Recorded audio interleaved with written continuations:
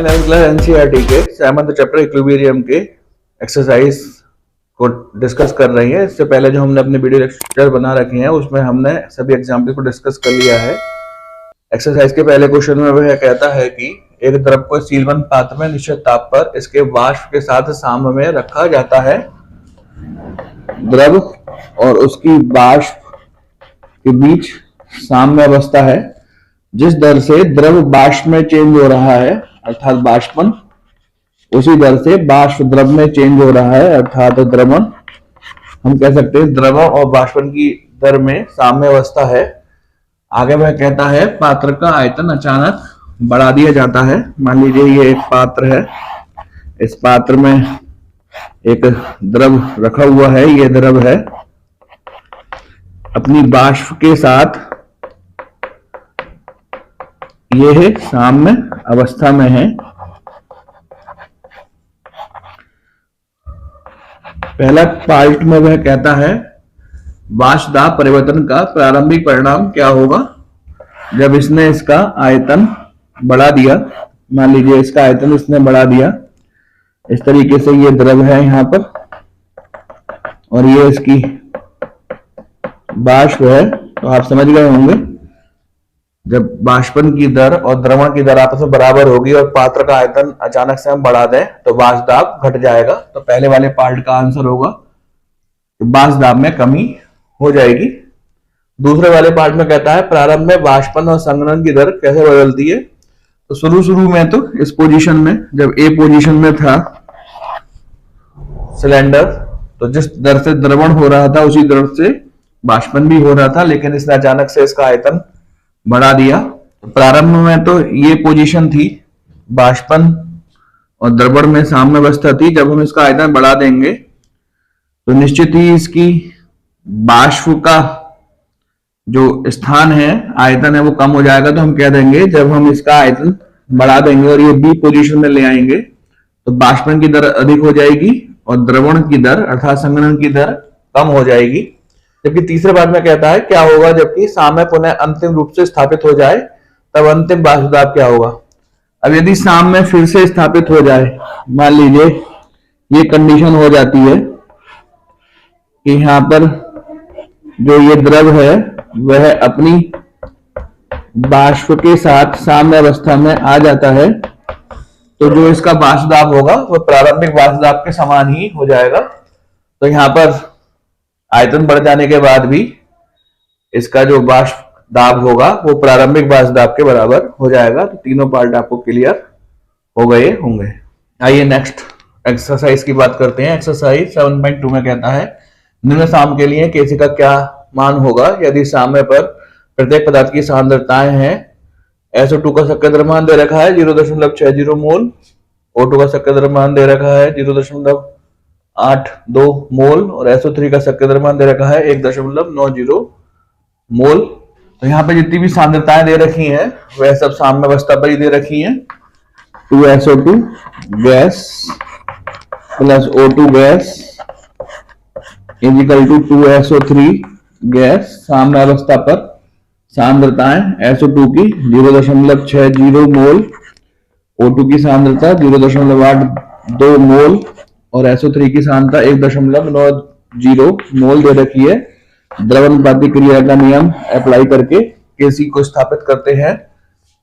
Product के रूप में SO3 है, उसके 2 मोल दे रखे हैं, तो SO3 के शक्कर द्रव्यमान की घात 2 और इसके अपॉन में अभिकार को अर्थात रिएक्टेंट के शक्कर द्रव्यमान आएंगे। रिएक्टेंट के रूप में SO2, इसके 2 मोल है, SO2 के शक्कर द्रव्यमान की घात 2 और इंटू O2 के शक्कर द्रव्यमान मान लगा दीजिए 1.9 का वर्ग अपॉन में 0.60 का वर्ग और O2 का शक्कर द्रव्यमान 0.82।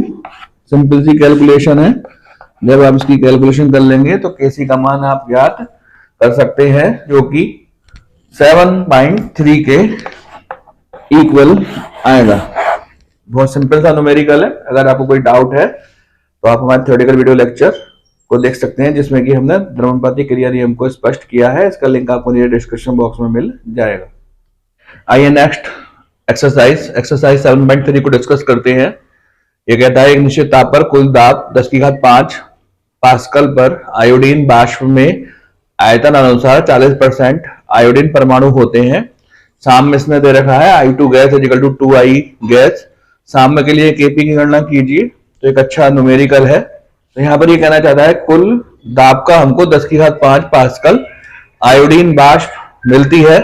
तो आयोडीन बाष्प बराबर कुल दाब का 40% और कुल दाब यहां पर 10⁵ पास्कल है।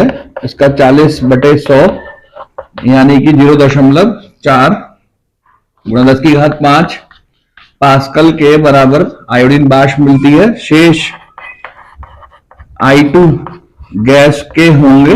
आप जानते हैं प्रतिशत का मतलब 100 होता है। जब 40% आयोडीन बाष्प मिल रही है तो I2 गैस 60% होगी।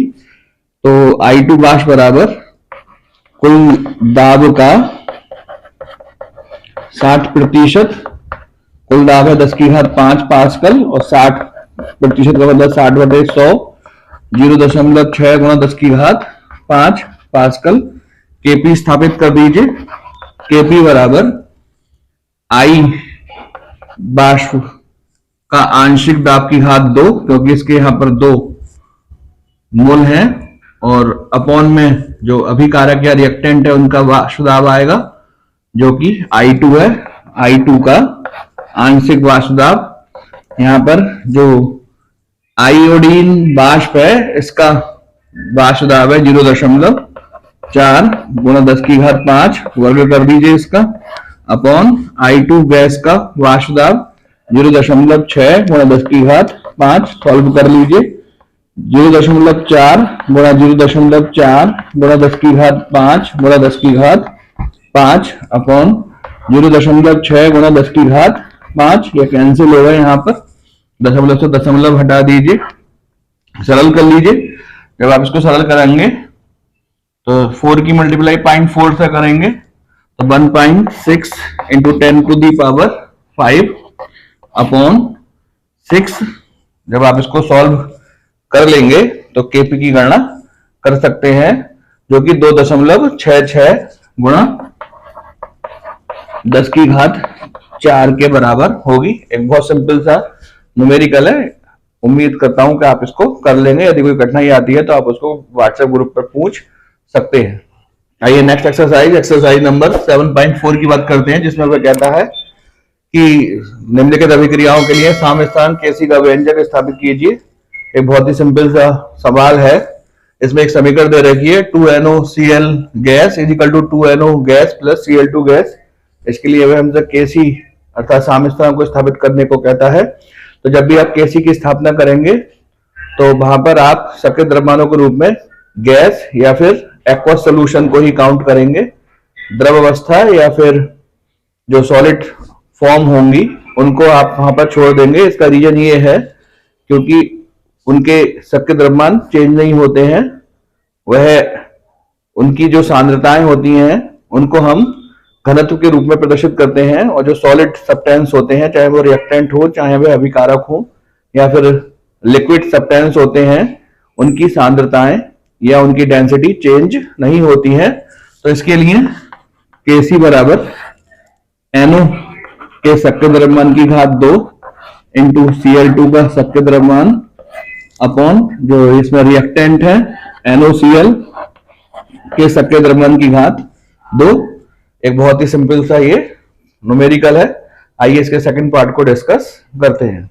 सेकंड पार्ट आप सामने लिखा हुआ देख रहे हैं 2CuNO3 का whole twice solid is equal to 2CuO solid plus 4NO2 gas plus O2 gas.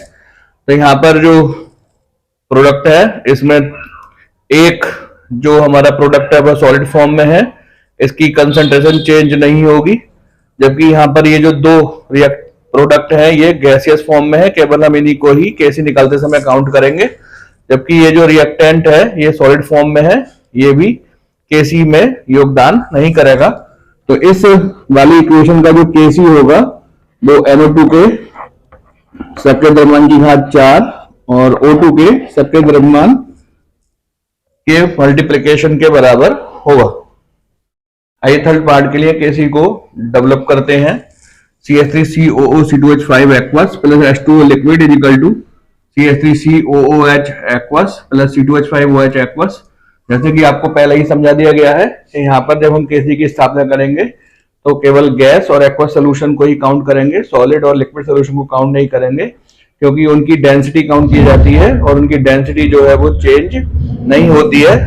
तो इस वाली इक्वेशन का जो केसी होगा वह केसी इज इक्वल टू जो प्रोडक्ट है एक्वस फॉर्म में CH3COOH का सक्रिय द्रव्यमान और C2H5OH का सक्रिय द्रव्यमान अपॉन जो रिएक्टेंट है एक्वस फॉर्म में CH3COO C2H5 का सक्रिय द्रव्यमान। यहाँ पर H2O के सक्रिय द्रव्यमान को काउंट नहीं करेंगे क्योंकि ये चेंज नहीं होता है, ये लिक्विड फॉर्म में है और इसकी डेंसिटी जो होती है वो कांस्टेंट होती है। तो यहाँ पर जो लिक्विड फॉर्म में H2O है उसको यहाँ पर काउंट नहीं किया जाएगा। आइए फोर्थ पार्ट को डिस्कस करते हैं। FeN aqueous plus 3OHN aqueous is equal to FeOH whole thrice solid.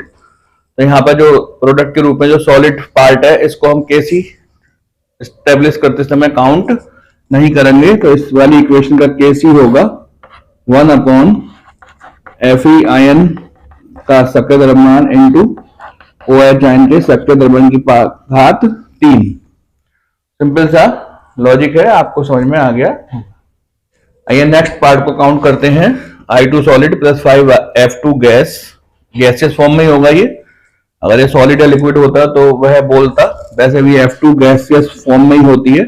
Is equal to 2IF5, इसको अभी आप गैसियस फॉर्म में ही काउंट करेंगे। इसके लिए जो केसी होगा IF5 के सक्रिय द्रव्यमान की घात 2 बटे F2 के सक्रिय द्रव्यमान की घात 5। इसके केसी को हम इस तरह से एस्टेब्लिश कर सकते हैं। यहाँ पर चूंकि I2 सॉलिड फॉर्म में है इसलिए इसको केसी स्थापित करते समय काउंट नहीं किया जाएगा।